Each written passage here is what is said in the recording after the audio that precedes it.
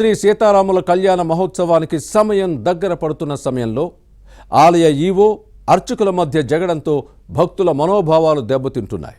ఇరు వర్గాల పంతాలు పట్టింపులతో శ్రీరామనవమి ఉత్సవాల అంకురార్పణ ఆలస్యమైంది. 3.5 గంటలు జాప్యం జరగడం అపచారమని భక్తులు నొచ్చుకున్నారు. ఇంతకీ దీనికి కారణమేంటి? పాలక మండలి ఏర్పాటు చేయకపోవడంతోనే రామాలయంలో పాలన గాడి తప్పిందా? ఈ విషయంలో బీఆర్ఎస్ పాలకుల బాటలోనే ప్రస్తుత ముఖ్యమంత్రి రేవంత్ రెడ్డి కూడా నడుస్తున్నారా?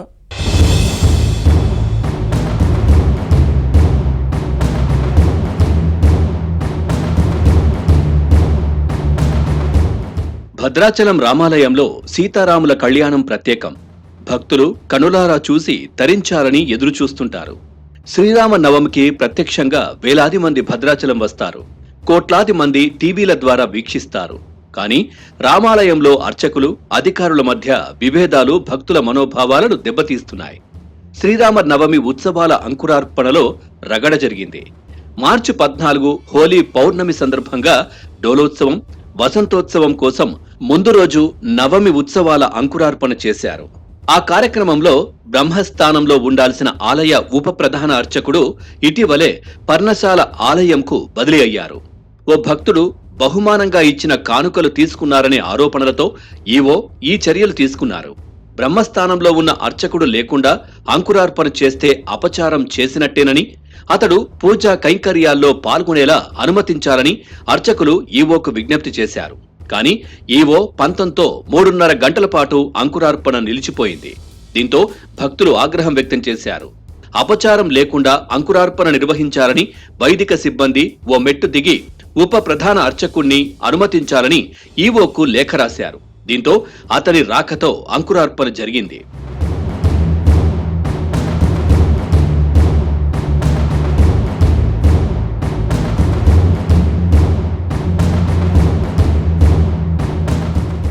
మూడున్నర గంటల ఆలస్యంగా సీతారామ కళ్యాణానికి అంకురార్పణ జరగడంపై భక్తులు, ధార్మిక సంఘాలు ఆగ్రహం వ్యక్తం చేస్తున్నాయి. ఇది రామాలయం చరిత్రలో మచ్చగా మిగిలింది. ఓ అధికారి మొండితనంతో వైదిక సిబ్బంది అంతా ఏకమై ఆచారాల కోసం అతనికి మొరపెట్టుకునే పరిస్థితి వచ్చింది. ఈ మొత్తం వ్యవహారం మీడియాలో వచ్చిన తర్వాత ఉన్నతాధికారులు స్పందించారు. అర్చకులు లేఖలు రాసి ఈవోను బతిమాలే దుస్థితి దాపురించడం చర్చనీయాంశంగా మారింది. ఈవో తన విధులను సక్రమంగా నిర్వహిస్తున్నారని భక్తులు అంటూనే అంత పట్టింపులు ఎందుకని ప్రశ్నిస్తున్నారు. రామాలయంలో వైదిక సిబ్బంది ముఖ్యమని, పెత్తనం చేసే అధికారులు కాదన్నది భక్తుల అభిప్రాయం. ఓ భక్తుడు నుంచి కానుకలు స్వీకరించిన ఉప ప్రధాన అర్చకుణ్ణి రామాలయం నుంచి పర్ణశాలకు బదిలీ చేయడం విమర్శలకు తావిచ్చింది.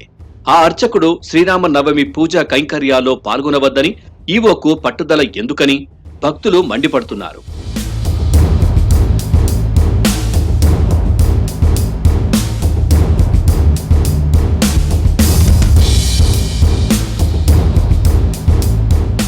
మరోవైపు కేసీఆర్ పాలనలో భద్రాచలం రామాలయం పట్ల అంతులేని నిర్లక్ష్యం చూపారని, తానిషా కాలం నాటి సాంప్రదాయాలకు మంగళం పాడారని భక్తులు గతంలో విమర్శించారు. కేసీఆర్ పాలనలో భద్రాచలం రామాలయం పాలక మండలి నియామకం ఎందుకు చేయలేదో ఇప్పటికీ అంతుపట్టని రహస్యం. ప్రస్తుత ముఖ్యమంత్రి రేవంత్ రెడ్డి కూడా కేసీఆర్ బాటలోనే నడుస్తున్నారని బీజేపీ నేతలు విమర్శిస్తున్నారు. 100 కోట్లతో రామాలయం అభివృద్ధి చేస్తామన్న కేసీఆర్ వాగ్దానం గోదావరిలో కలిసిపోయింది.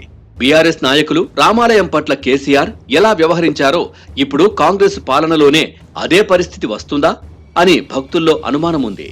రేవంత్ సర్కార్ కొలువు తీరి ఏడాది దాటినా నేటికి పాలక మండలిని నియమించలేదు.